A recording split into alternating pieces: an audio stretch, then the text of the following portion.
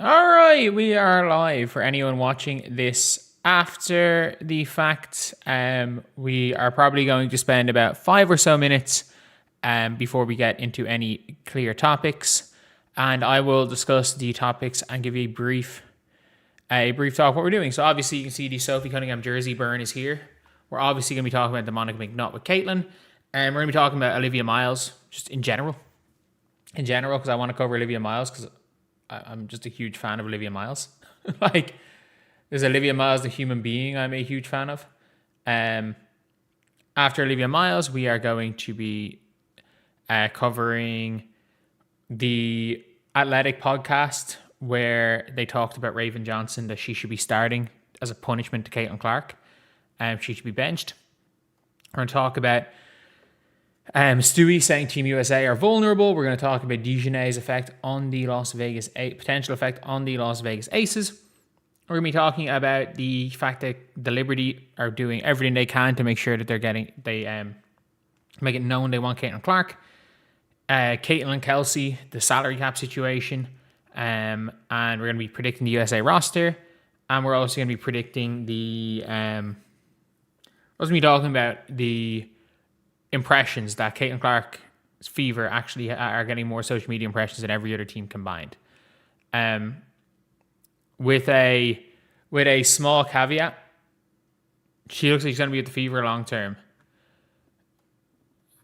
We'll see what they're able to do. We'll see what they're able to do.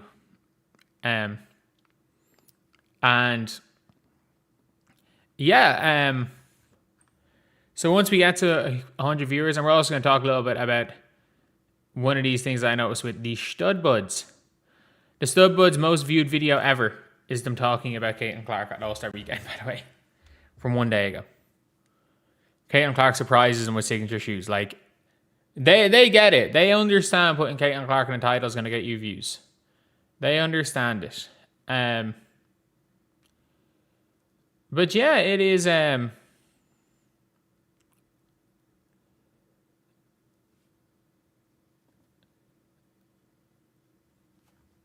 If Caitlin Clark's with the Fever long term, the Fever put together a competent roster, then I'm okay with it.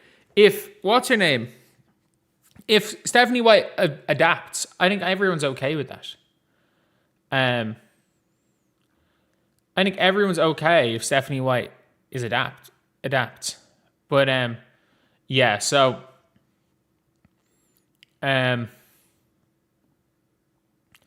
we are going to talk about this. This is one of the worst. This is one of the worst things that's ever been said regarding Caitlin Clark. And the good part about this is that it feels like Andrea Carter is having none of this. And ironically, Monica McNutt has gone out of her way to show that she is the problem. She has actually gone out of her way to show that she is a problem. She is part of the problem. And that's a good thing because, look, in celebrity culture, everybody is going to go and have a opinion on a player. Everyone's going to have an opinion on a player.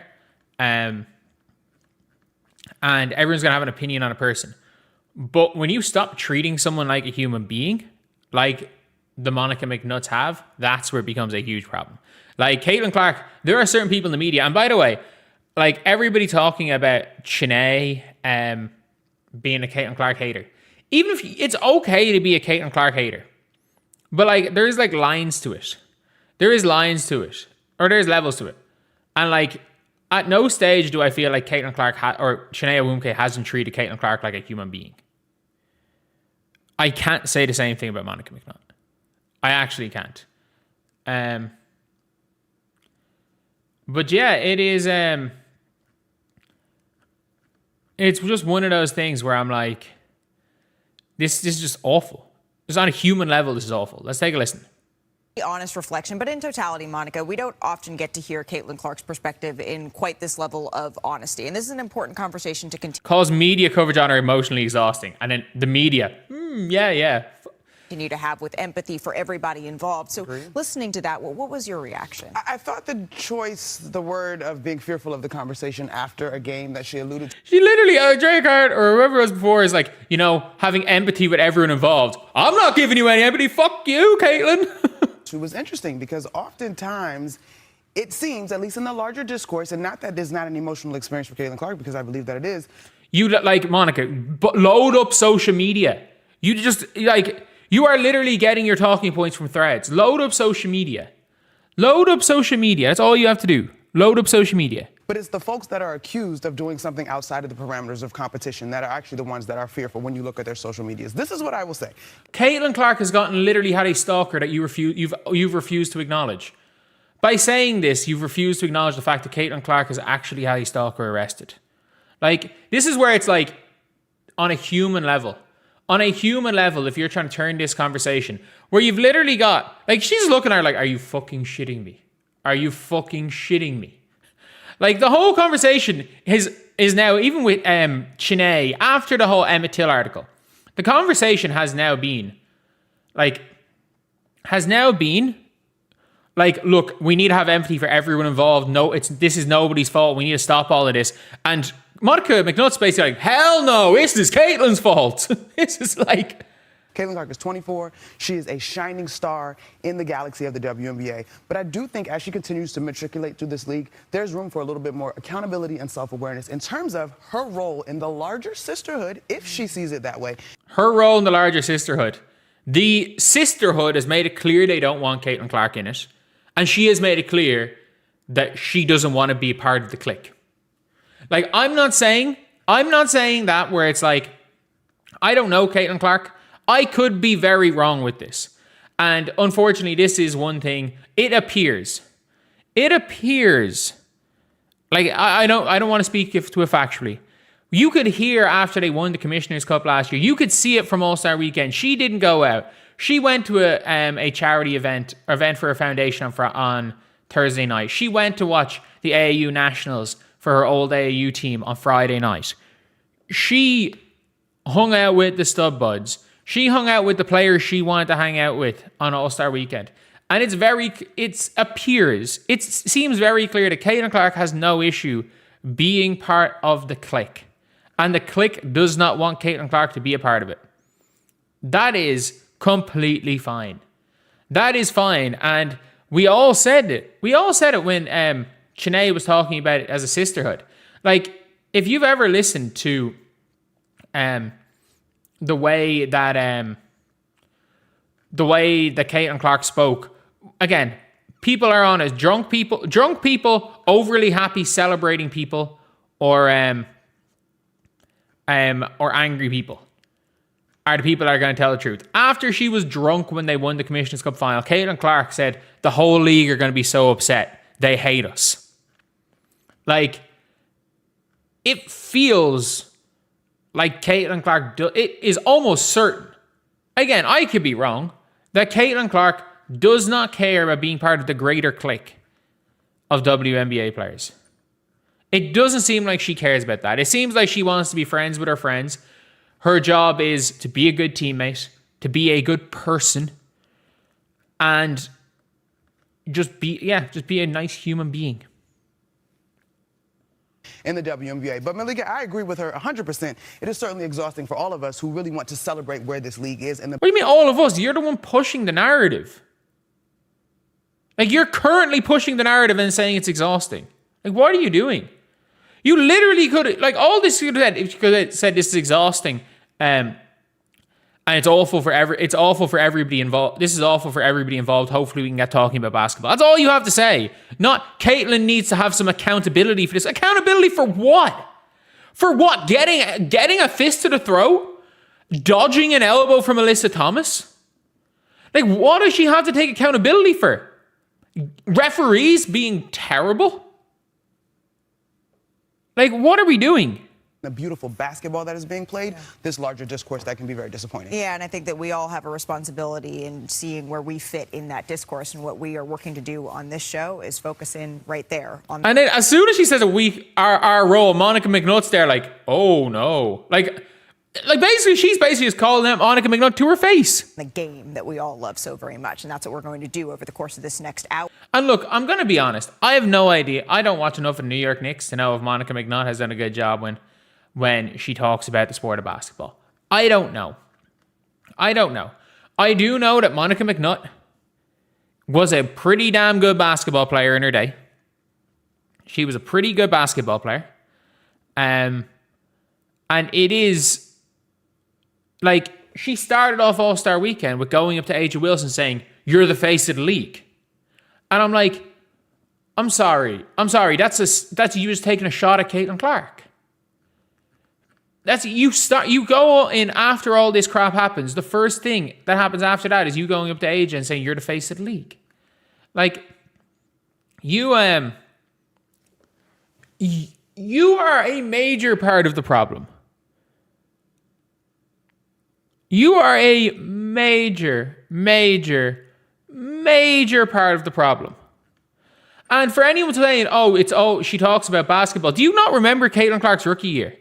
Caitlin Clark's rookie year, Caitlin was out. By the way, this is coming into All-Star break. Caitlin Clark had just put up the first ever rookie triple-double.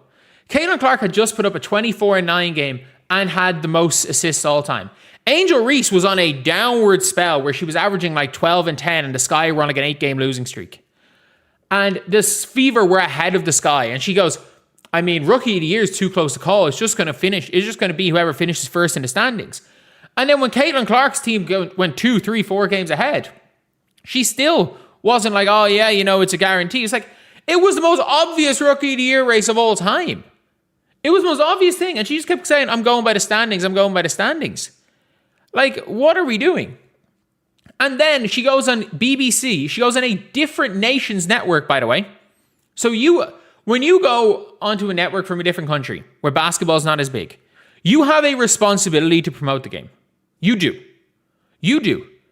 If you are promoting a sport in a nation that's not as big, you have a responsibility to promote the game. And instead of saying a word about basketball, she just, instead of hyping up the WNBA, she said Caitlin Clark has a lot of fans because she's white. You went on another country who were asking you to speak about sports. England is not America. There's none of this bullshit going on. And yes, obviously there is racism in England. And it comes in terms of sports. Yes, there is. Obviously, look at some of the shit that happened with Raheem Sterling or Marcus Rashford. There is. But like, you had the ability, you were basically asked to to talk about it. And also, I didn't even realize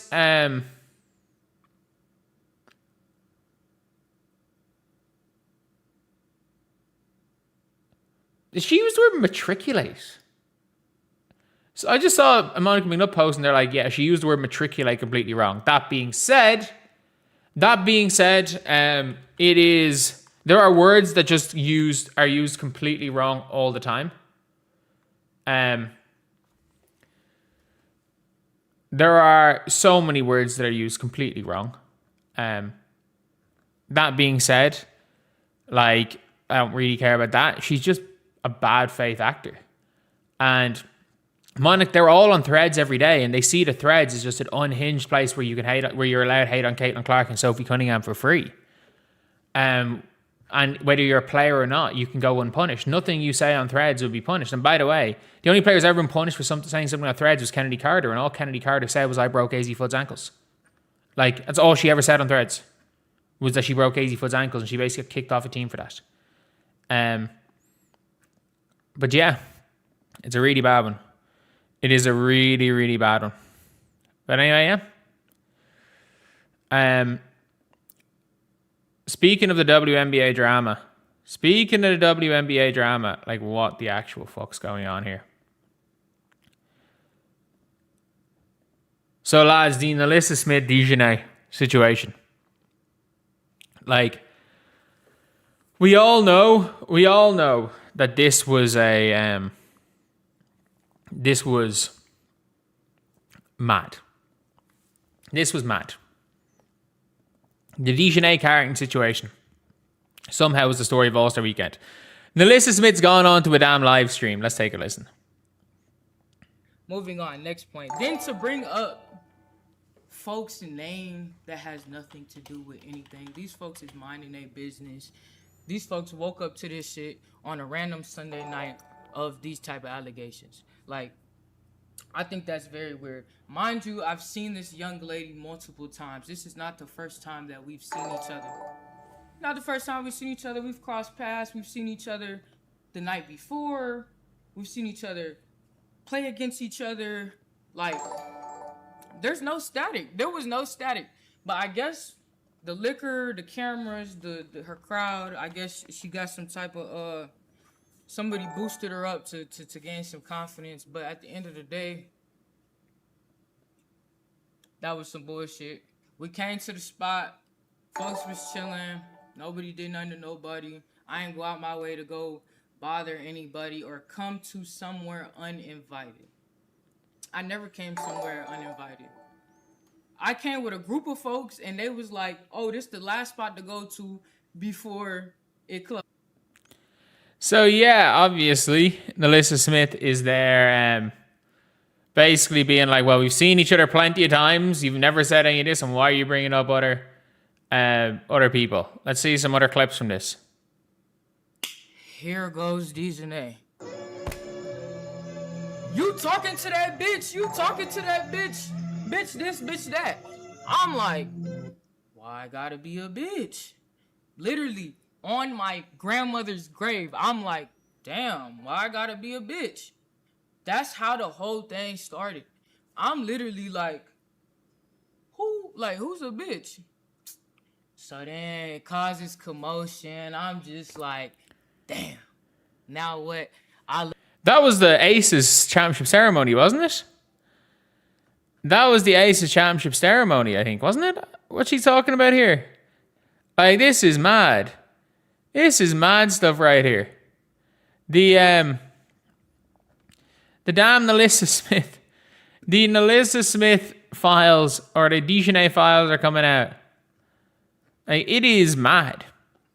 It's this whole thing is crazy. And so obviously DeRangement just decided she got drunk and wanted to complain about Nalissa Smith. And Nalissa Smith immediately going on Twitch. Oh my God. She responds on Twitch about the party. I don't think anyone really cares about that.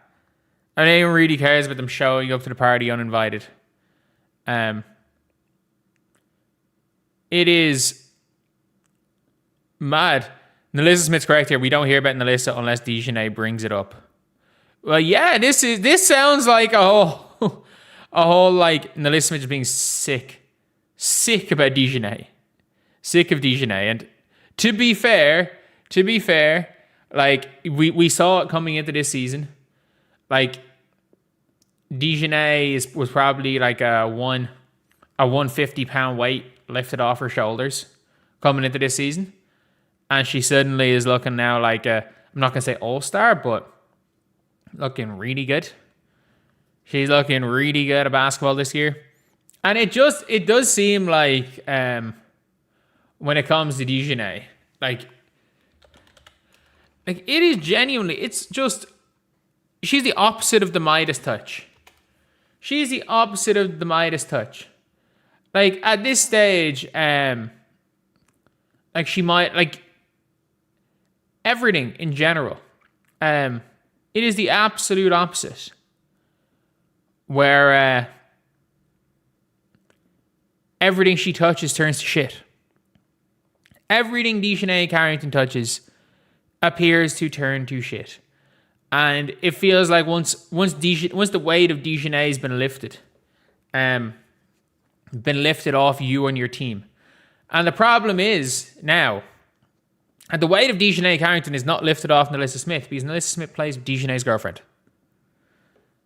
At this stage, you're like, what exactly,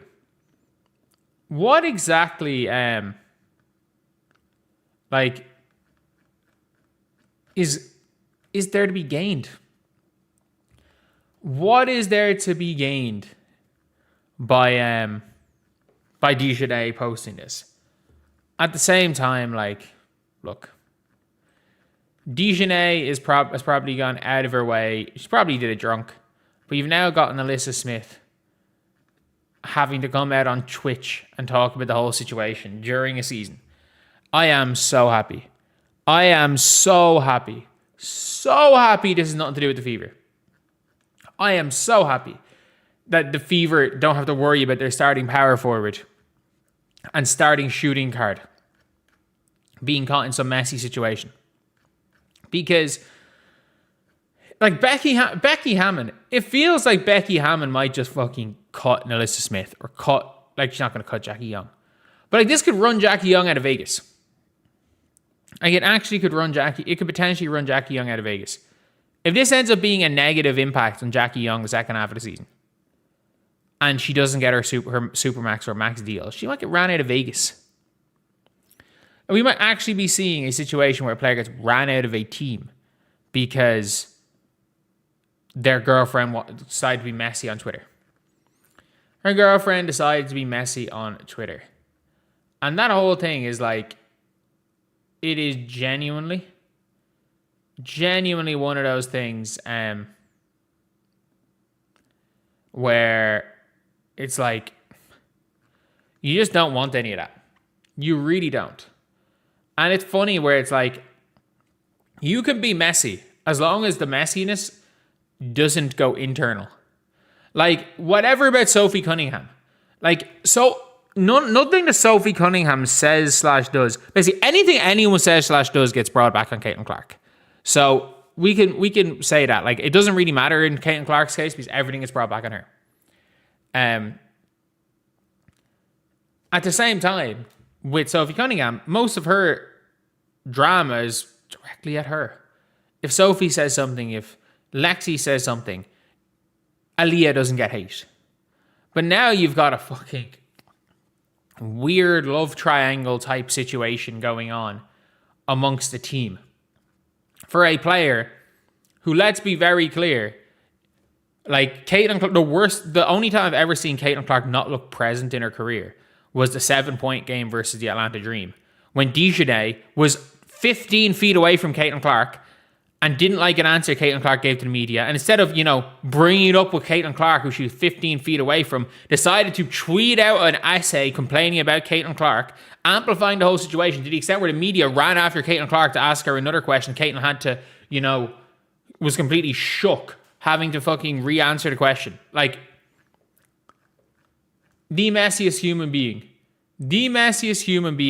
in the world, Dejanay Carrington. And it's like, there's a joke where it's like, this is hilarious. So it's like CCFC in 2024. Here goes Dejanay. It was like every single week Dejanay would say something or do something. Every single week it was just having to deal with some shit Dejanay as a fan base, as a player. And you better believe even Dejanay joking about the eye poke on live stream maybe a month after the season ended. And no, this was 3 to the dome. That was nothing to do with the eye poke. That being said, like, she laughs about it afterwards. It is ridiculous. It is ridiculous, and I'm so glad she's no longer on our team. Okay. There is a topic that I want to talk about.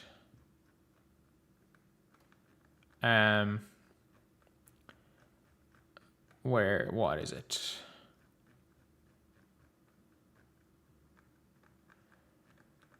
That was not Dejanay.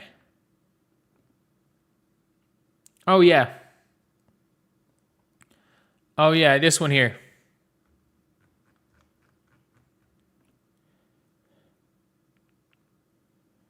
Where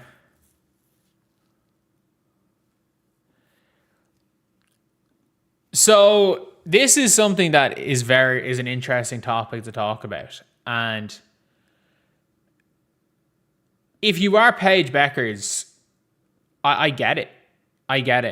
And a lot of people are making this thing being like, oh, she's hates Caitlin Clark. I don't think Caitlin Clark and Paige Bueckers hate her. I don't think they're friends.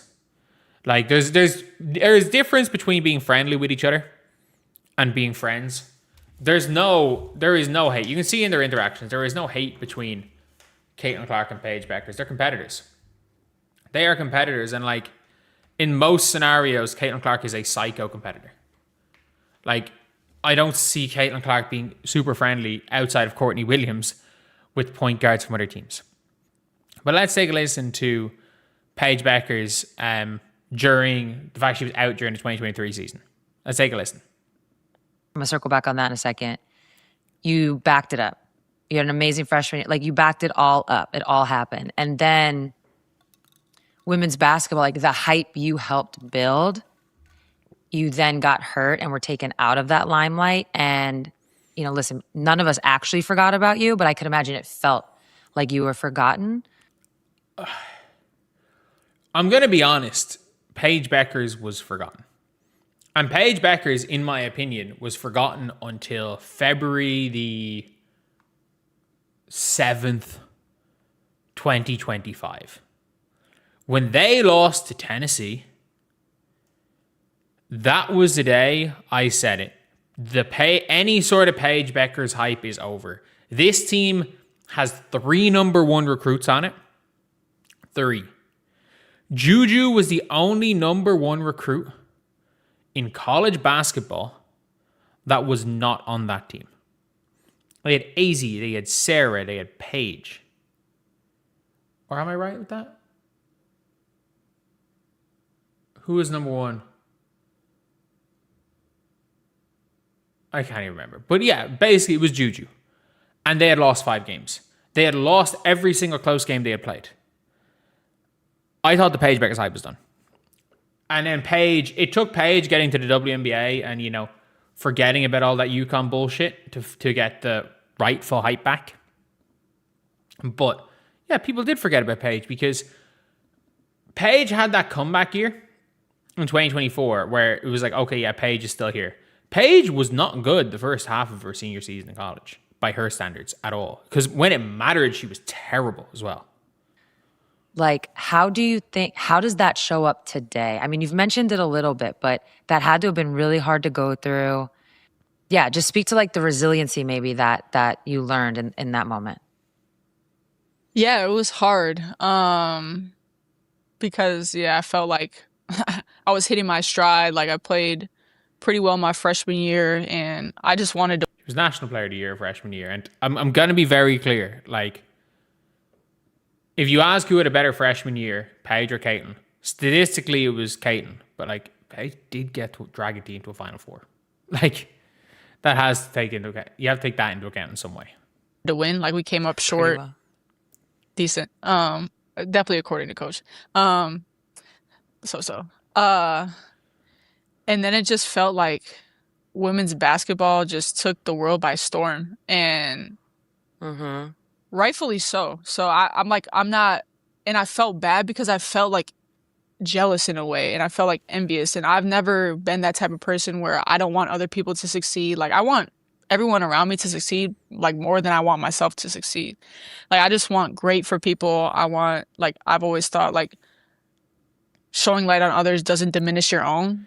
I think she's like, a lot of people are like, oh, you know, this is why she hates Caitlin Clark. No, like, if we were all in that position, I wish she came out.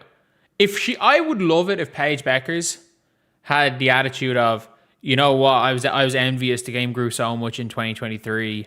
I was out injured, but I wanted to come back in 2024 and I wanted to win the national title to show that I'm back, I'm here, I'm better than these players. If she said that, I would, like, someone saying Paige is better all-around player. Yeah, but like, no one's judged by who is a better all-around player. Like, Boris Diaw was a better all-around player than Steve Nash, if you get me. Like, you are judged, like, when it comes to basketball, you're judged by your impact on a game. And by the way, I think Paige Bueckers is the 3rd best player in the world.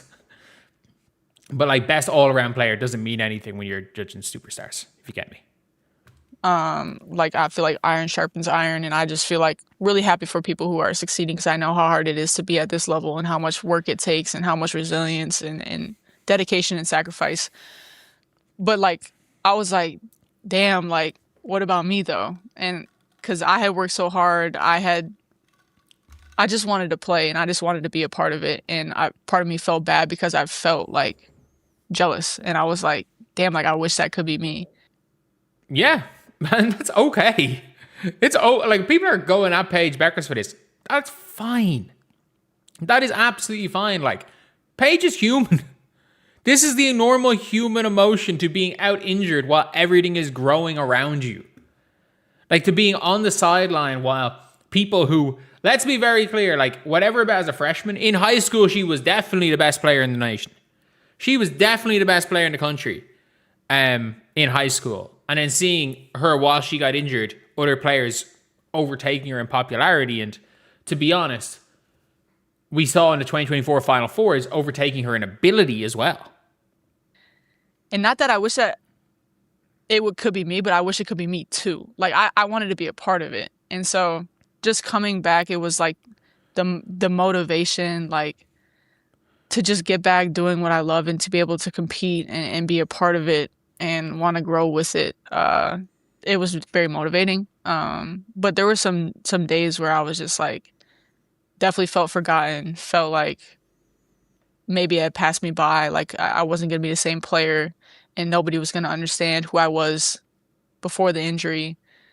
Now that all these new fans are coming, it's like, oh, this is the girl that everybody was hyped about, and like, this is the one that they labeled was going to be like the next up and coming star.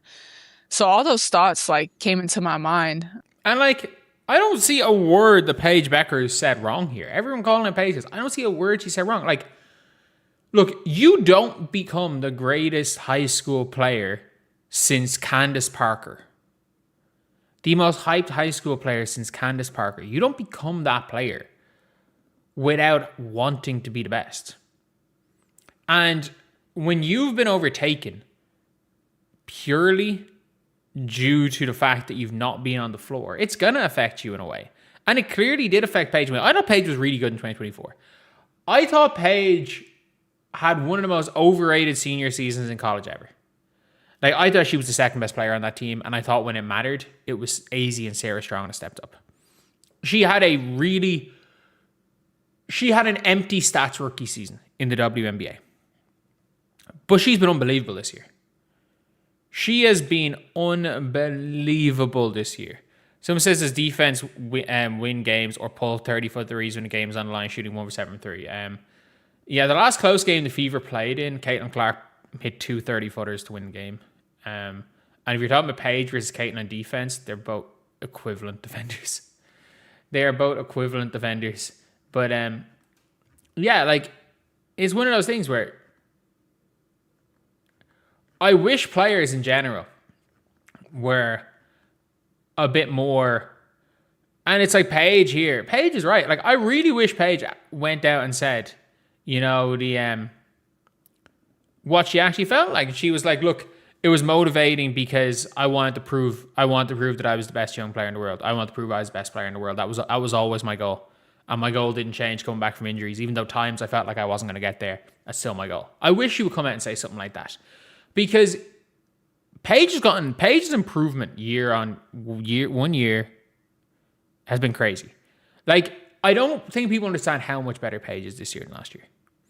Like, Paige went from what I believe was an empty stats rookie season to being possibly the most clutch player in the league, to I will never call what she's doing empty stats right now. Still a little bit of passiveness in her mentality, but it's better. And her handles improved, her ability to go left, her ability to go right, her willingness to shoot, to her willingness to play through contact instead of flailing like she did last year is better. She's going to the rim more, not really at a pick and roll, but she's going to the rim more. And everything Paige Bueckers has done has gotten better, and you don't. Like, you don't improve that much in an off season without having a ridiculous work ethic and a ridiculous mentality. And I don't know. It's like, I don't understand why this is being completely taken out of context, because anyone in Paige Bueckers' shoes would be. You would be. Like, if you're seeing Angel Reese, like you were the most followed player. You were the biggest player. And if you're seeing everybody else overtake you, it's not easy. It's just not in anything. As in any field where it is purely a meritocracy in most scenarios, it is hard not being able to do something and seeing people overtake you. It is. It absolutely is. Like, anyway, I'll see you guys. What are you looking at? CC is cooked by fast and strong guards. They're looking to get a switch on CC. Paige is nice. They do the exact same thing to Paige. They literally do the same thing to Paige. They literally do the same. Like, they go at Caitlin Clark because they want her in foul trouble. It is as simple as that. Like, teams go at Caitlin Clark for the reason they go at Luka. They want Luka in foul trouble and they want Luka tired for offense. If you look, every statistic shows the team score less points in the ISO Caitlin tactic. They're doing it because the Fever score less points.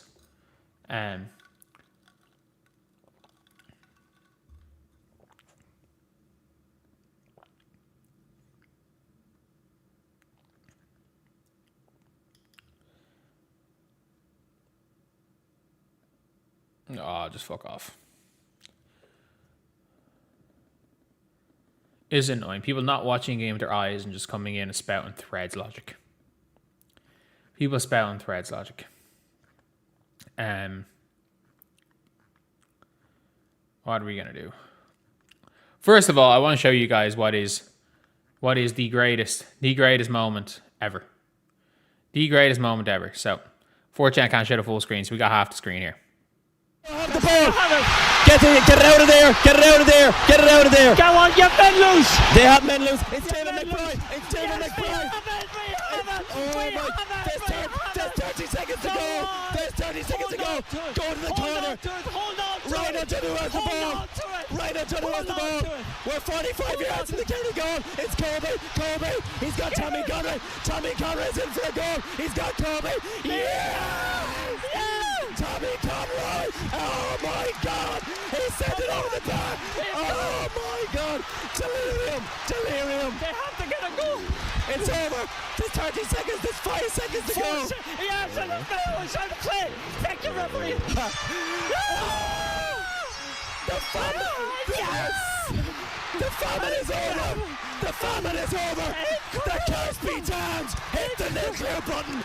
No! Oh, that is the single greatest sports moment as a fan of my life. That was the single greatest sports moment as a fan of my life. Like, obviously, Mayo, GA winning the Sam Maguire yesterday.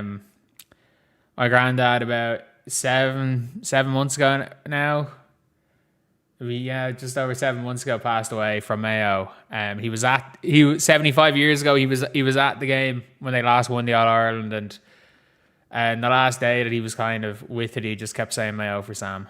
And Mayo 7 months later. 7 months later won the Sam Maguire. So yeah, that's kind of the best fan sports moment. Even above maybe Leeds going up in 2020. But yeah. Give me a second. Shit. But yeah, so the New York Liberty has a team, have made absolutely no secret about it. They have made no secret about trying to get Caitlin Clark on that team. They have done that for years now. We've seen it with Sandy, Aaron Kane, and Stewie and Sabrina. Like, they have made no secret about trying to get Caitlin there. You've got John Quell obviously being friendly with Caitlin as well, and it's one of those things where it's like they have absolutely, people saying John Quell Jones to Indy. The Indiana Fever cannot afford John Quell Jones. They cannot. They can absolutely not afford John Quell Jones. But it is they have made no secret about wanting Caitlin Clark to New York Liberty. Will Caitlin Clark go to the Liberty? Probably not. It's going to be a tough one for Caitlin Clark. In order to get to New York, I don't really see a situation where Caitlin Clark's going to be able to get there. I don't see a situation where there's any sort of a trade package that can be given. But like, of all teams, and this is one of the things people don't realize, like, of all teams that can sign Caitlin Clark, I don't think people understand that the Liberty is one of those teams that can trade for Caitlin Clark. They have the best package for Caitlin Clark. I don't think they're going to trade for her, by the way. Like, I think it'll have to be a situation where it's like Caitlin demands a trade, and I don't think that's happening. But when you have the ability to give Indiana Satu, Astier,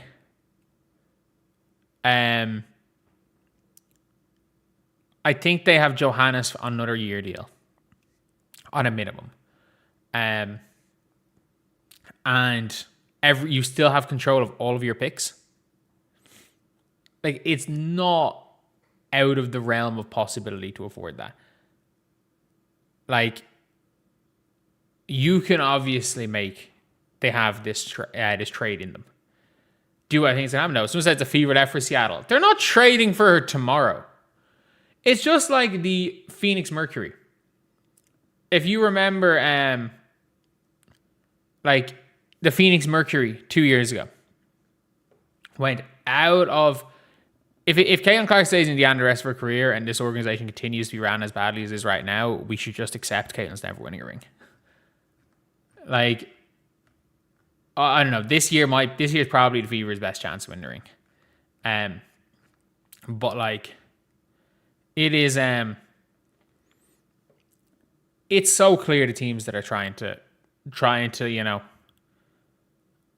change the mind of Caitlin Clark. Do I think they will? I don't know. But rival teams are trying to do it. We saw Sophie Cunningham for the entirety of All-Star Weekend in 2024 trying to recruit Caitlin to Phoenix. We've seen so many players on certain teams trying to recruit Caitlin to their team. Like, you're seeing the Liberty. You saw Matt Ishbia when he was like such a successful All-Star Weekend, posting photos of Caitlin Clark. Like, just in his All-Star photo dump, posting photos of Caitlin Clark. And you're just like, well, yeah, obviously. He's not been shy about it. Like, Ishbia has not been shy at all about bringing Caitlin Clark in. There's been no question about that. And it's like, the Liberty as well have made absolutely no secret of their admiration of Caitlin Clark as a basketball player. Again, do I think anything comes from this? Unlikely, especially short term. But Caitlin Clark's 24. She's got 10 more years. And if I'm being real here, I think if she spends those 10 years in Indiana, if Indiana make it worth it for her to spend 10 years there, I think she's going to spend them in Indiana. I think she will spend them in Indiana. But the New York Liberty, yeah, the Liberty, and back in the day with Ishbia, they were the two that were really recruiting her. I still think, again, when it comes to Indiana, that her staying in Indiana is conditional. It's conditional on the Indiana Fever being competent as an organization. That's just my opinion of this.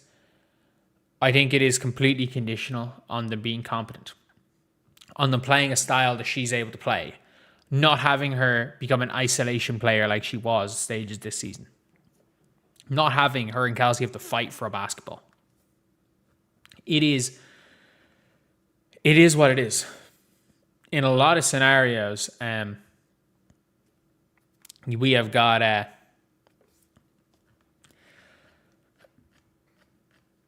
there's always going to be a chance.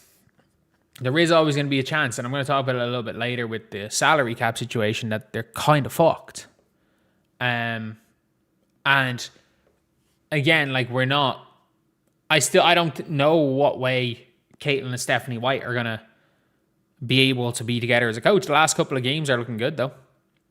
The last couple of games are really good. Are looking good, but like, Caitlin went from, I'm here for life to I'm here for a few years to 2029 is a long time for Aaliyah Boston. So there's always a chance, and you know what? Certain teams are going to push for it. That being said, the odds of Caitlin demanding a trade are low unless they flame out. Unless they flame out this season, as in they come into the playoffs and get blown out in a sweep. The odds of her requesting a trade are low. Unless something like that happens, they are low. And I don't know what the hell they do next year, and I'm talking a little bit about that in a video later, but teams are making it very clear that they will be welcome. And if you're the New York Liberty, I hate saying this, but like, the New York Liberty have some of the best trade packages forward. Have possibly the best trade package for Fever. When you get Astia on a 3-year minimum, when you have Satu in a direct swap for Lexi, and on both of them on a similar deal, when you have potentially when you have multiple first round picks, I think the Liberty don't care about their first round picks, they just draft and stash. And like the Liberty, and when you have Han for another year as well, when you give up Han, like, they do actually have probably the best trade package.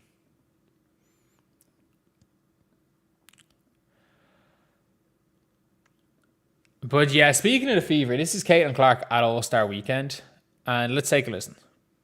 I swear she doesn't miss any shots, so I'm just really glad she's on my team and I get to be her teammate, and she obviously makes my life really easy, so I hope that's like the only time in my entire career that she's on the other team, or the other All-Star games. I guess I can allow it, but still, I would prefer she's on my side. So, but she's incredible in everything that she does. So obviously, Caitlin Clark wants to play with Kelsey Mitchell, and you're allowed, by the way, you're allowed to have an opinion different to a player. Like, LeBron James wanted to play with Russell Westbrook and they kind of suck together. Players that have been really good together have not wanted to play with each other. It is what it is. But the thing is, the Indiana Fever are kind of screwed. I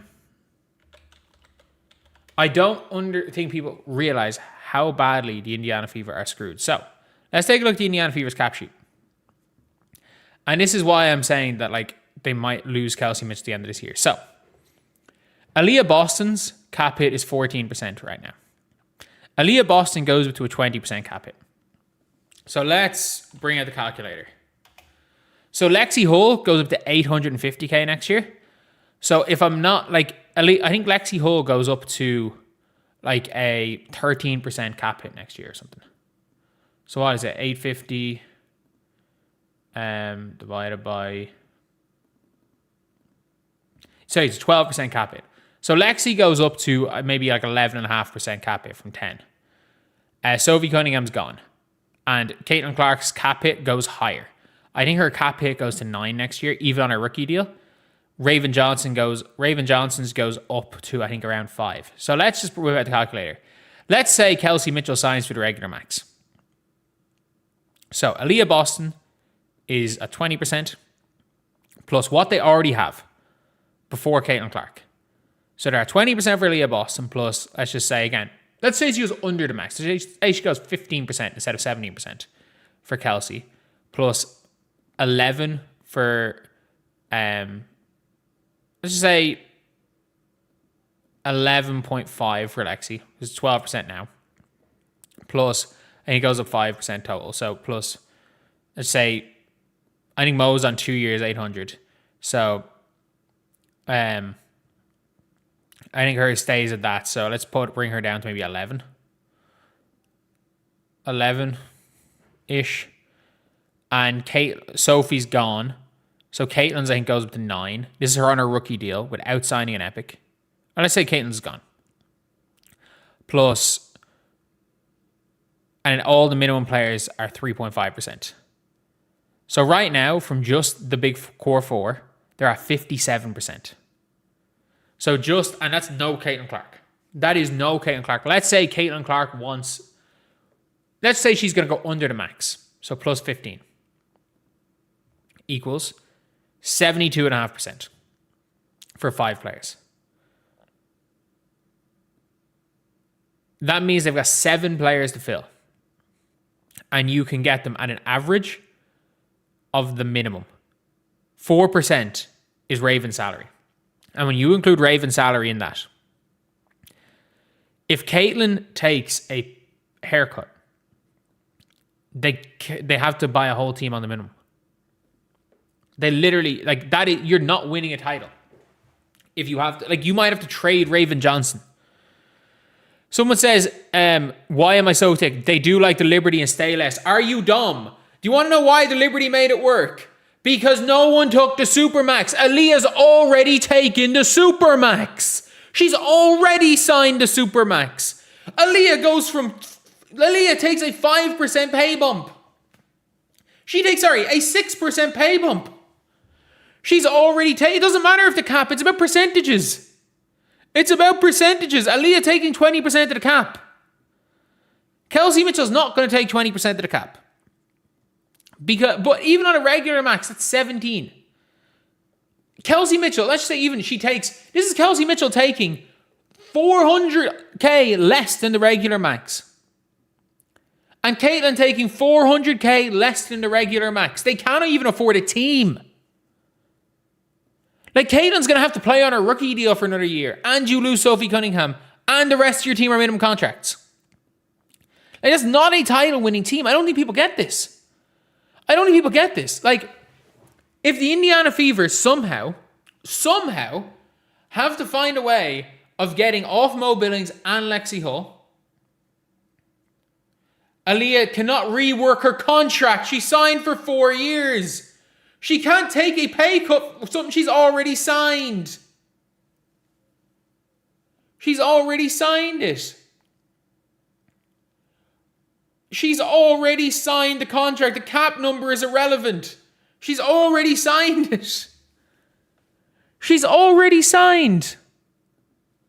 We'll work it out. You're talking to the front office that chose Lexi Hull over Kelsey Mitchell. You were talking to the front office who's paying Lexi Hull $850k next year. They're paying Lexi Hull $850k. Like, the Indiana Fever are somehow going to have to find a Maisha Hines-Allen replacement on a minimum, which you're not going to do. A Sophie Cunningham replacement on a minimum, which is going to be Bree fucking Hall. It's going to be Bree Hall. They have to get Lexi and Billings off the books. I'm not even joking. They have to get Lexi and Billings off the books and somehow do that without giving up a first-round pick. They couldn't even get Nalissa off the books without giving up a first-round pick. Nalissa is so much better than both of them. They couldn't even give Nalissa Smith on a rookie contract off the books without giving up a first. And the problem is, we used a first-round pick on Raven Johnson. This is so much easier if we just had Medina Okot or Nell Angloma. This is so much easier. If we had Medina Okot, it's easy. You give up a first-round pick, so be it, just to get off Mo Billings. But you start Okot, Aaliyah, you're good. You're good. The problem is now, you can't do that anymore. You can't do that because if you get off Monique Billings and you give up your first-round pick, that's where you're supposed to be getting your power forward in a non-power forward draft. In a draft with no real bigs, you are supposed to draft bigs. If you can draft a big, because bigs cost so much in free agency. But they didn't. They genuinely didn't. Like, they wasted a pick on a player that might get fucking cut next year. If Ty Harris wants to stay, and Ty Harris is willing to stay, at again, around 5% of the salary cap. By the way, if she stays at 5% of salary cap, and Caitlin, again, takes even a Aaliyah contract this year, which is way under the max, then all of a sudden, Raven becomes potentially cut. There is a world where Raven Johnson gets cut next year. And they had a chance for Medina Okot. And nobody is taking Lexi Hull's contract for free. Maybe you can convince a Portland to take Lexi for a 2nd round pick. But as long as Lexi Hull and Monique Billings are on the roster, Caitlin Clark and Kelsey Mitchell are not. We need to be very clear about that. Unless both of them are off the roster. Sorry, if both of them are on the roster, one of Caitlin Clark or Kelsey Mitchell is gone. If neither of them are on the roster, maybe the Indiana Fever have a bit of cap space to work something out. And the problem is, like, all the Fever had all off season, they should have tripped and fell into Emma Chikova. How does Minnesota get Emma Chikova? She played with KK. If you were scouting KK overseas, you should have tripped and fell into seeing they have a 21-year-old starting center while KK is playing 2 minutes per game. You should have tripped and fell into Emma Chikova, who would have been a starting or bench level big for 4 years on a minimum. You should have tripped and fell into her. You need to go out of your way to look at every single off-season league. Every single overseas league. Amber Cox should not be in America for 1 day. For 1 day of the off-season. Amber and Kelly should not be in America for 1 day. You should be in Australia. You should be in in everywhere in Europe. You should be in China. You should be looking. Someone's saying teams will want Lexi at 850K a year. Are you fucking dumb? He's paying Lexi like a superstar to get burned every single possession on the defensive end. Yeah, I don't think that's going to happen. But like, Amber Cox and Kelly should not be spending 1 day in America. If they spend 1 day in America, they've done something wrong. They should be trying to find who the Sydney Taylor is because they need a bench scorer. They should be trying to find who the next Sydney Taylor is. They should be trying to find who the new Emma Chikova is, who the next Kat Westbeld is going to be. They need to be searching in every one of these leagues. They need to be scouting that freaking Project B all the time, but that's mostly WNBA players. They need to be scouting every single league in the world to try find whoever is going to be their starting power forward. Because you're going to have to get off Monique Billings, and you're not going to find a minimum contract starting power forward because you're probably going to lose your 1st round pick getting off Monique Billings. It is what it is. It is what it is. No, the Mercury have no, which is rights for 3 more years. The Indiana Fever are in cap hell. They are in cap hell. They have $6,500 cap in cap room. They have $0 in cap room. They're probably going to keep Demiris Dantas next year. They are probably keeping fucking Dantas next year. Like, I don't think people understand how hard it is going to be to keep Caitlin Kelsey and build a competitive roster. It is extremely, extremely, extremely hard. For the Indiana Fever to do that. And it would involve, again, them doing the best job scouting in history. It would involve them being, again, one of the best scouts ever. It would be. It would involve their scouting having to be, S tier. Some of the best we have ever seen. And And then maybe they could fit together a roster. But they just don't. They just don't have the scouting. They don't have the cap room. They don't have anything. They don't have anything that makes me think they can put together a competitive roster. And like, the big three isn't good enough to win by themselves. They're just not, especially when you've got a borderline incompetent roster around them. Like, who's the fourth best player in this team? Sophie Cunningham? Fifth best player is Ty Harris? Like, I'm sorry, it's not. That's not a title-winning team. And this is probably the best this roster is ever going to look. That's the scariest part about all this. That is the best this roster is going to look. Which is scary. Which is really, really scary.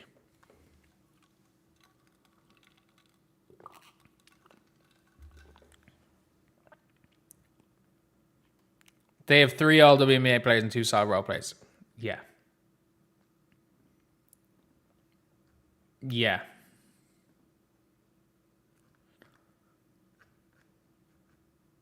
That's not enough.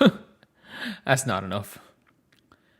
And there are multiple players in the rotation that wouldn't be in a rotation anywhere else. Yeah.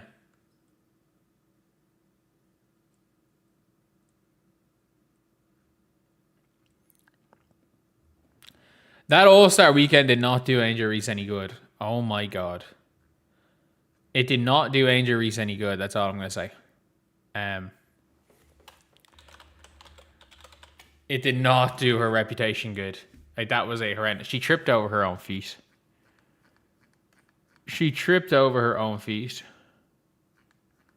I'm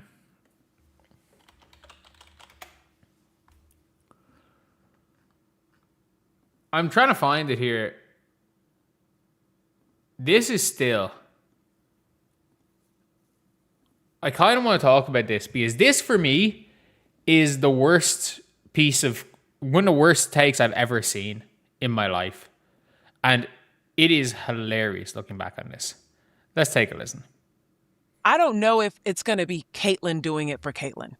I think an external event has to happen. Raven Johnson starts, right? Or, oh my God. Can you imagine? Like, I literally cannot. I literally cannot imagine Caitlyn getting back. Raven Johnson is only entering the starting lineup if it comes at the expense of Lexi Hall. Like, that's the only way this is happening. I feel you. I'm just giving you an example of like a canon type event that would need to occur for Caitlyn to like be like, oh, I am not the birthday. Oh, this is still the worst take of all time. Like, this is still the worst take of all time. A canon event needs to happen for Caitlin Clark to realize I am not the birthday. I am not the birthday. Annie becoming one of those stands in the media is hilarious, by the way.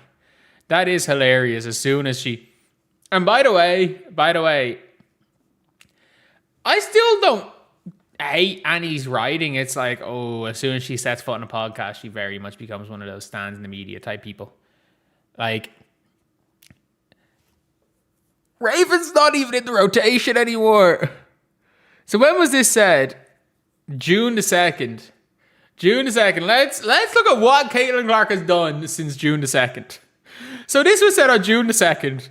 WNBA Player of the Month in June, Caitlin Clark. WNBA Player of the Month in June was Caitlin Clark. Caitlin Clark, since that day, has had a near triple-double in a win versus Atlanta, a near triple-double in a loss versus New York where she didn't play great. She was in foul trouble. They just got her in foul trouble early and there was no rhythm. Not a great game. I'll admit that. A game winner against Washington, a 32-10 game against Chicago, where she willed them into that game, her and Leah. 25 against Connecticut. A, 6-game run of 20-5. A 21-14 game against Toronto. A back-to-back 26-point games against Atlanta and losses. Then a 24-point, 9-assist game against Phoenix. A game where she had 19 points and 8 assists in 20 minutes on 9 shots. Before Alyssa Thomas and Valerie took her out of the game. Comes back from injury. Shitty game here. Minutes restriction, 9 points. Minutes restriction, 12 points. Minutes restriction, 13. Still on a minutes restriction. 45, 17, 27. 45, 20. Like, she's averaging 30 a game over her last 3 on a minutes restriction. Caitlin Clark has not played over 30 minutes since the 20th of June. Since the 20th of June, in games she has played over 25 minutes, she is averaging like 27 or something. She's averaging like 27. Like, what are we doing? This was genuinely... After saying this, Caitlin Clark rattled off the best spell of her career. She rattled off what has been the best, like, 2 months of her career, probably. And Raven Johnson, like, no offense to Raven Johnson, like, a lot of this is due to the emergence of Ty Harris, is no longer in the rotation. She's no longer she's no longer in the rotation. She's out of the rotation. Because Ty Harris is playing so well. We've got I am not the birthday. She needs Raven to start to show that she is not the birthday. Raven Johnson doesn't even play anymore. This has been the worst day. This is worse than Gino Auriemma's. She's not ready. She's not ready for the WNBA. I tell you about Caitlin Clark. And then randomly in the middle of it, Paige isn't built for the WNBA either. That is the worst take ever. That by 25 years old, they're the 2 best guards in the league, and Gino Auriemma said neither of them are built for the league. Like, it is awful. This is legitimately one of the worst takes of all time. And shout out, oh my God, I blanked on her name. On the right, I completely blanked on her name. Is there a name in here?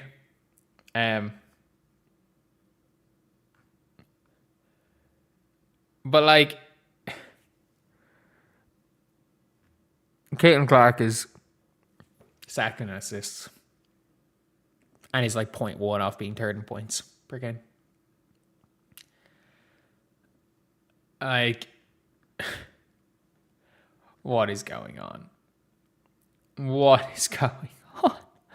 Oh my God. Like, I still cannot believe this. Like, Raven Johnson, no offense to Raven Johnson, but like, Raven is in the... I'm not going to say Raven's a bust, because in the WNBA, to be a draft bust, you're out of the league. You're like AD Durr, or you're Charlie Collier, or you're anyone the Fever drafted over a 6-year period before Aaliyah Boston in the lottery. That's where like bust, I don't know, prior to 2022. 2022, Angsler and Liz aren't. That's what being a bust is in the WNBA, being like Lauren Cox or Kaiser Gondrezick or AD Durr or I know whoever was drafted one after Kelsey Plum. That being said, like, Raven's not a good pick. Raven was not a good pick for the Fever. And it is as simple as that. And we actually had somebody saying Raven should be starting over Caitlin Clark. Somebody actually went out of their way to say that Raven Johnson should be starting over Caitlin Clark. At least plus minus gives you some... There is some... You can at least use data to say Ty Harris. It's not right, but you can use you can make an argument. You can make a valid argument with data. If you want to hate on Caitlin Clark, you could use the data to say that Ty Harris should be starting. But Raven is still one of the worst takes I have ever seen in sports. This is one of the... This is one of the worst takes, sports takes, I think I have ever seen. Ever seen. So, yeah, it is mad. It's absolutely mad. But anyway, yeah, that is, that's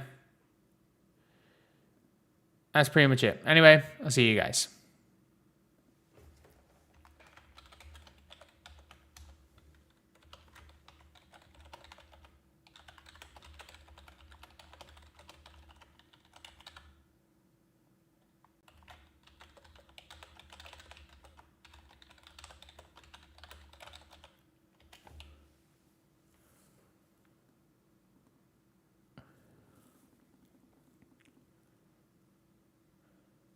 Oh, Durant's trolling of injuries. What did Kevin Durant do? What did Kevin Durant do?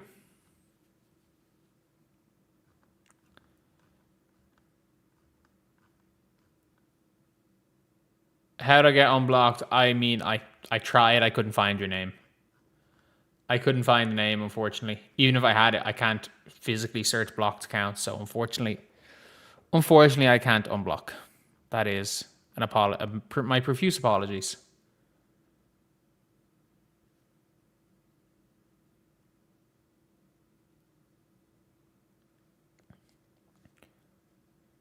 Moving what goalposts for Angel Reese to make her layups? I agree. I've never not said that Angel Reese is really good and if she learns to make layups. That's just for me, is that not a little bit of a problem? If she learns to make layups is a question. Have any of you guys seen this, by the way? Have any of you guys seen the ritual jersey burning of Sophie Cunningham? Have any of you guys seen that? That, like, people are burning Sophie Cunningham jerseys. Like, it is kind of crazy. It is kind of crazy. Like, I saw this TikTok right here.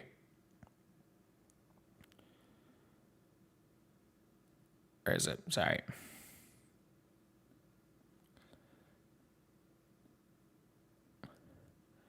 People are actually burning Sophie Cunningham jerseys. This jersey used to represent someone I respected as an athlete. Today it represents something I can't support anymore. Sports have the power to bring people together, but when someone uses their platform to demonize or marginalize an already vulnerable community, I have to decide where I stand. So today I'm not burning a person, I'm burning my support. As a trans woman, I've spent years... Like... I'm gonna be real. I don't think jersey burning helps anything. I really don't think jersey burning helps anything. Am I too woke for saying that like jersey burning doesn't help anything? And like I'm gonna be very honest with Sophie Cunningham's take, and I'm not interjecting my opinion here. I am not giving my opinion on this topic because there are enough people giving their opinions on that topic. Like what you call it,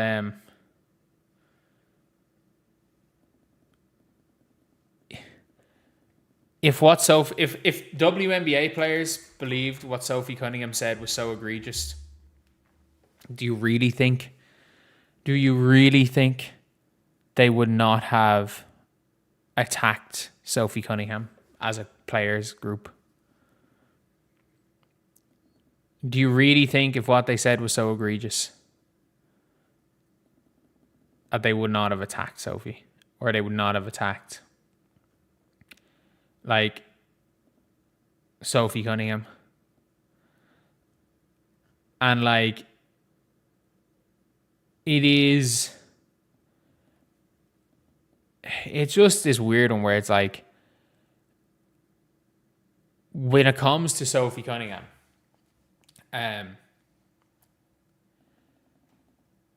you're seeing her jerseys get burnt. She then sells out her sneaker in 20 minutes. Is the Satu shoe still up? Do they still sell the Satu shoe. I need to see if the Satu sneaker has is still for sale.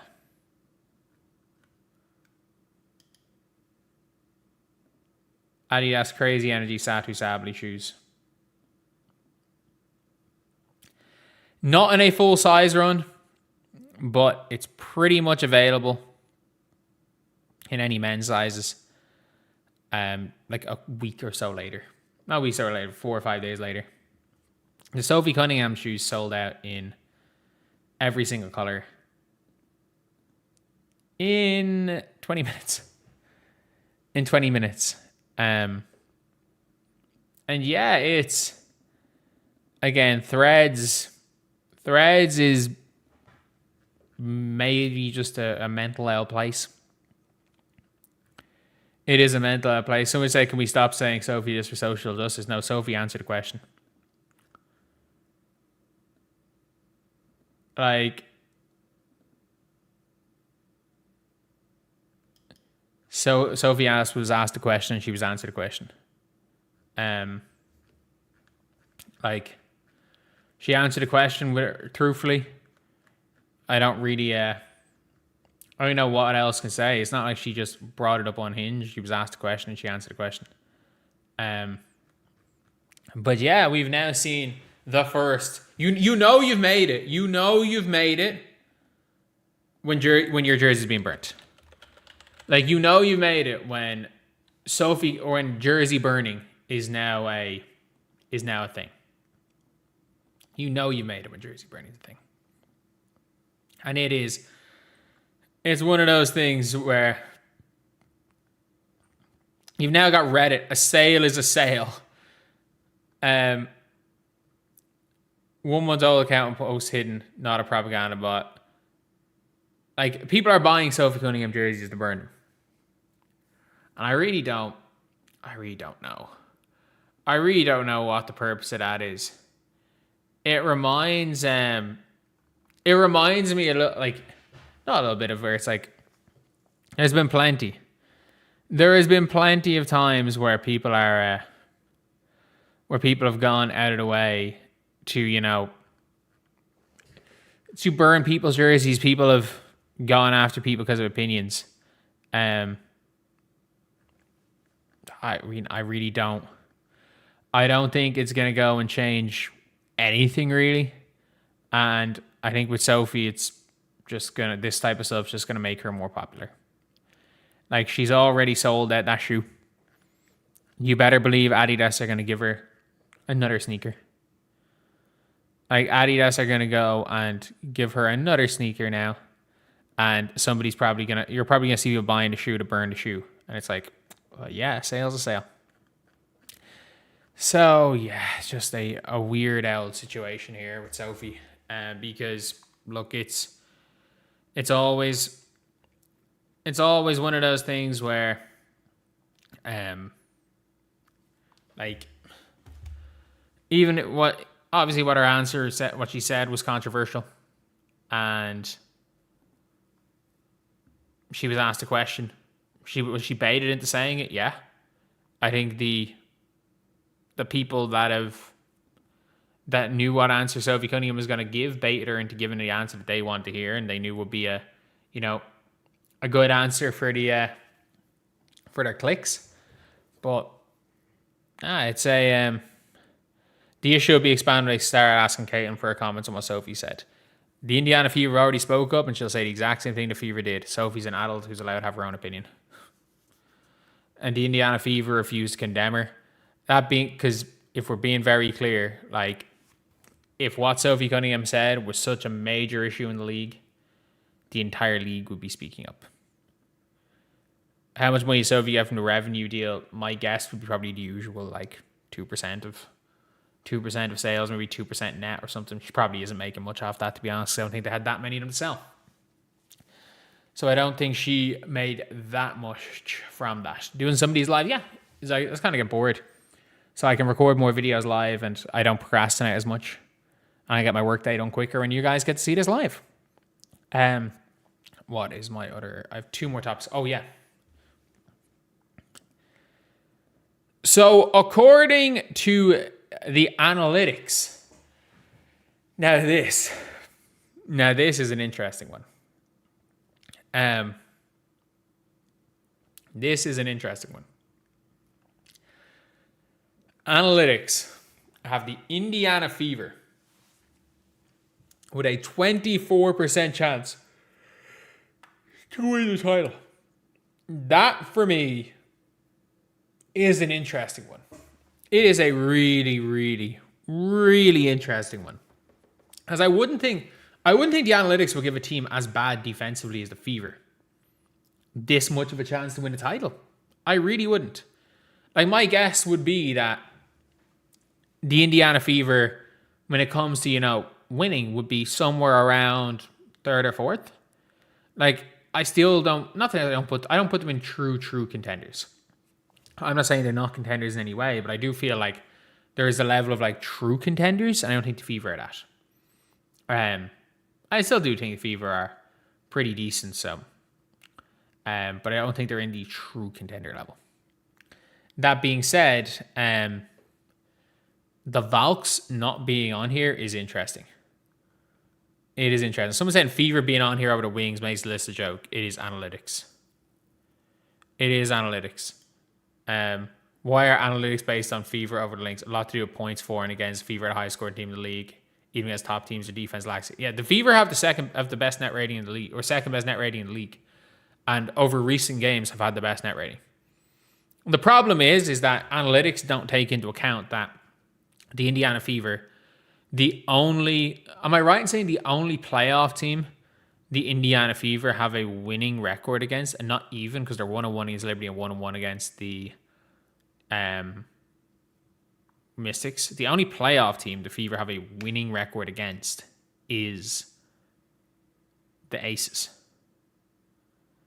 And it's funny as well, the Wings, the Liberty are the only playoff team the Wings have a winning record against. Maybe it's the Mystics as well. But like the Wings have a terrible record against top 7 teams.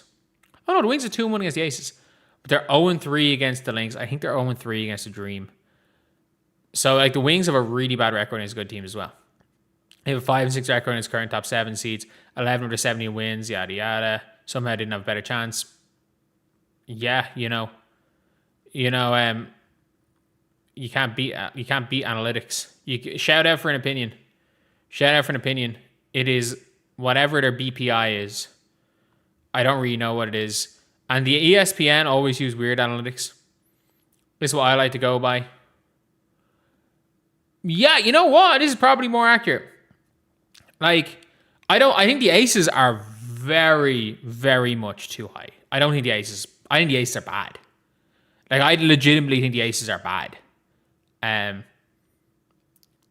But like the Valks are the anti-Fever, as in like they are all defense, no offense. The Fever are all offense, no defense. The Liberty, no one knows has a fucking clue with Liberty. They're a wild card.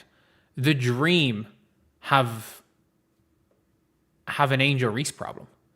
As in, like, when Bree Jones comes back, Angel Reese can't shoot for shit and the lane is clogged. The Aces aren't very good. And the Minnesota Lynx should be out-and-out favorites. Like, the Lynx should be favorites by so much. But yeah, it is funny. Someone got to jump, y'all. I do not set them up like this. ESPN just be saying anything. It's their analytics. It is their analytics. But if they're right with this, if the Indiana Fever somehow win the title, I think the reason why the Lynx are down to 16% is the Lynx have actually been playing worse recently. Like the Lynx have lost a couple of weird games. Like if you look at the Indiana Fever, and you look at the Indiana Fever versus the bad teams. So, they have done a really, really good job. Like, they're 17-10. Like, they're what? Like, 4 games off top? Like, they're 4.5 games. They're 1 game behind the Wings. They're only 2 games behind the Valkyries. Like, 70-10, 19-8 are not that different. But, like, if you look at the Fever, they lost once to the Mercury when Caitlin Clark went down. undefeated against the Sky, undefeated against Connecticut, undefeated against Seattle. 2-1 versus the Sparks, or 1-1 versus the Sparks. 2-1 versus the Sparks. Didn't lose to Toronto. 1-1 versus Portland. So like, they have a winning record against every single non-playoff team. They've either an even or a winning record against every non-playoff team. Yes, they have a losing record against Golden State, Dallas, and Atlanta. 1-1 with New York, 1-1 with Washington, 2-0 against Vegas. They have, other than the Lynx, and again, they play Lynx twice at the end of the year in games that might mean nothing. Other than the Minnesota Lynx, the Indiana Fever have not, like, their losing records against, say, the Dream and the Valks are 2-1. Like, the Indiana Fever, are they the only team? Like, the Indiana Fever have not played the Lynx yet, but they've beaten the Valkyries, beaten the Aces. They've only played the Lynx once, or the Wings once and lost. They've beaten the Dream, they've beaten the Liberty, they've beaten every single one of these teams. Like, the only teams they haven't beaten are teams they've played one or less times. And that is something when it comes to the Indiana Fever where I'm like, they are legitimately, it makes sense why the analytics will have the Indiana Fever first. It actually does make sense.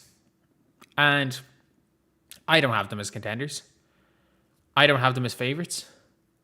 My guess is that the Indiana Fever are, depends on who they face. Like, I still think the Indiana Fever beat the Aces. I think what Aaliyah can do to Asia, the Aces don't have enough other than that. I think the Indiana Fever beat the Las Vegas Aces. That being said, it is one of these things where I think it's probably going to put a target on their back and other teams going at the Indiana Fever. But like, if teams are going to go at the Indiana Fever, I do feel like it's probably best for them to be like, okay, if teams are going to go at us, we're going to get the best of all these teams before the playoffs. And they're probably looking at that as a, like, we're in a pretty good position. If teams are giving us their all in the regular season, we're going to be ready for the playoffs. We don't need to worry about it. We're going to be absolutely ready for the playoffs. But yeah, the Fever at number 1 is going to make things a lot more interesting. A lot more interesting seeing how teams come out against them. And who knows? Please don't lose to Seattle, Indiana. Please don't.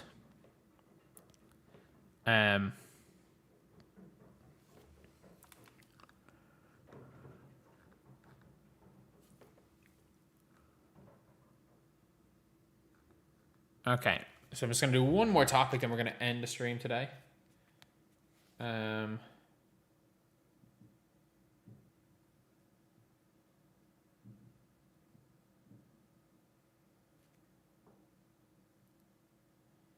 Yeah.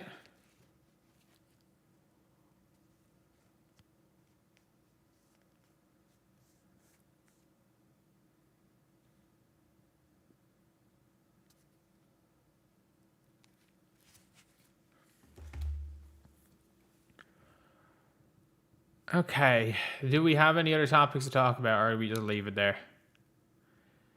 Do we just leave it there?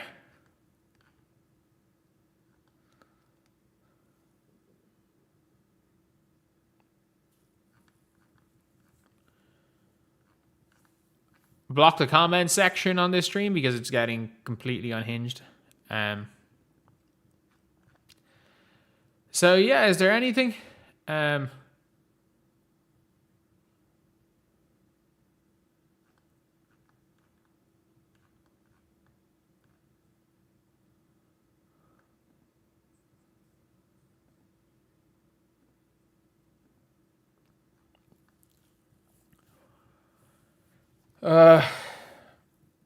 Season award predictions.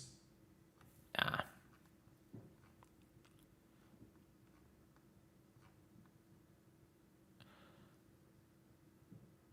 You know what? I'll take it. I'll do one more. One more. 1 second.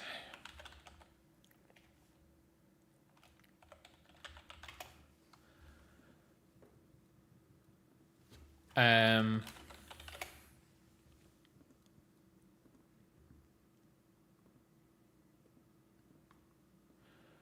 gotta talk about this superstar. I gotta talk about this superstar right here. I gotta talk about the superstar that is Olivia Miles. Like, Olivia Miles is ridiculous. She is absolutely ridiculous. It's so funny. People were looking at her in the All-Star game, and people were like, people actually saw her field goal percentage and said, this is what efficiency looks like, unlike Caitlin Clark. She was passing up. She was literally trying to hunt the triple double. And then she started running in layups. Running in open layups. She didn't take any shot that wasn't a wide open layup. That being said, like, she's just so good at basketball. Like, you could see her when she was playing with Caitlin Clark.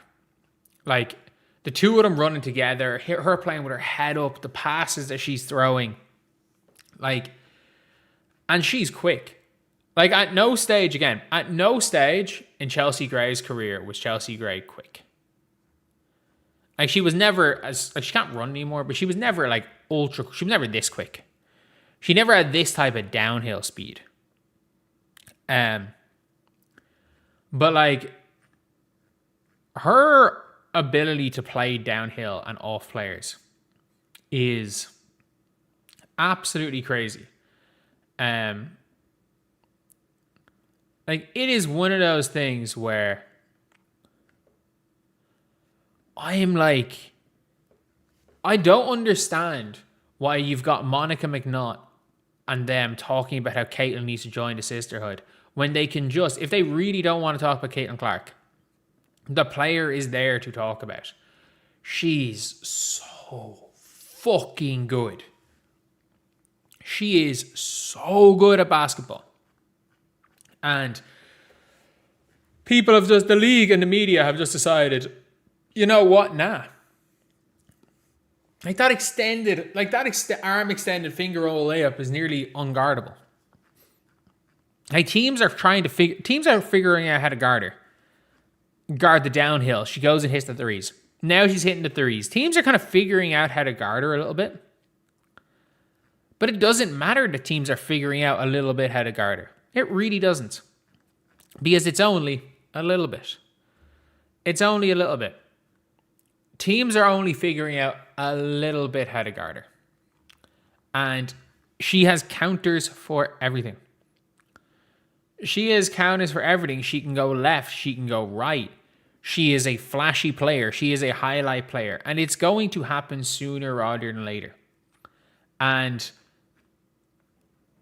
she's so good. Like, it's not even funny how good Olivia Miles is, just in general. In general, this is one of these players where you're like, okay, shit. Now this is a hooper. This is the hoopiest of hoopers. I have no doubt about that. This is the hoopiest of hoopers. Like, LaMelo Ball was asked about her, and people were like, LaMelo Ball's never seen her, because he replied, she cold. It's like, no, if you know LaMelo Ball, that's probably the best response you're going to get from LaMelo Ball. Like, LaMelo Ball is saying, like, have you seen Olivia Miles? What do you think of Olivia Miles? She cold. Like, Olivia Miles is that good that it's like, you know how Caitlin's game has gotten respect. Like, when Caitlin was playing, there were the NBA players and all these high-level players. There was a respect for Caitlin Clark's game by these players. Initially, back in the early 2010s, with Paige's game, there was a respect level. With Diana Taurasi's game, there was a respect level for just their game. This is going to happen with Olivia Miles. And Olivia Miles was not this, she was obviously a 5-star, but she was not a number 1 pick. Coming into the draft, she was not seen as being, like, I thought she should have went number 1. I was probably the only person. I thought they were going to take her number 1. I still thought Awa should have went number 1. But she ended up in a perfect scenario. And everyone's like, oh, she went to the Minnesota Lynx. I think if she goes anywhere, Like, let's be very clear. She is that good. She's not an MVP candidate if she doesn't go to the Lynx, but she's that good that she would have been an all-star anywhere. She would have been an all-star starter anywhere. She's that good at basketball. And I do feel like, in general, that they've kind of, everyone in this in the media space has just been ignoring. They've been ignoring a player who, like, she was in a conversation, by the way, when the Chicago Sky traded the number 3 pick. The expectation was that it was going to be her. Because I think by that stage, everyone kind of knew Malonga was going to. They gave up that 3rd pick. Sorry, no one had Malonga 2. She was expected to go 2. But, like, there were conversations about whether or not she should have went number 1 over Paige. Before she went back, like, I just want to see this. There was a mock draft, but I can't remember who. I cannot remember who. There was a mock draft that had her above Paige. In 2025, and I need to find it here. But maybe a few months before she dropped out of that draft, there were questions. Yeah, USA Today mock draft: will Olivia Miles take top spot from Paige Bueckers? Number 1, Paige Bueckers, Olivia Miles. Like, that was a legitimate conversation. Will she go number 1 over Paige Bueckers? And it's like people forgot everything. It's the most short-term memory thing ever in the WNBA. People forget if something didn't happen last week. If something didn't happen last week, people are like, oh, how did Miles come up from nowhere? Because the media fucked it. You had the opportunity, but you were so worried about comparing everyone to put down Caitlin Clark that you had the opportunity in 2025 to talk about what should have been an unbelievable race for number 1 between Paige Bueckers and Olivia Miles. You ignored it. You ignored it because that was what for very few people that were going over draft content back then, that was the story. That was the question. Was Olivia Miles better than Paige Bueckers? That was the question. And nobody seemed to care. Nobody seems to care anymore. Nobody seems to even remember that. People are like, oh, Olivia Miles came out of nowhere. No, she didn't. No, she didn't.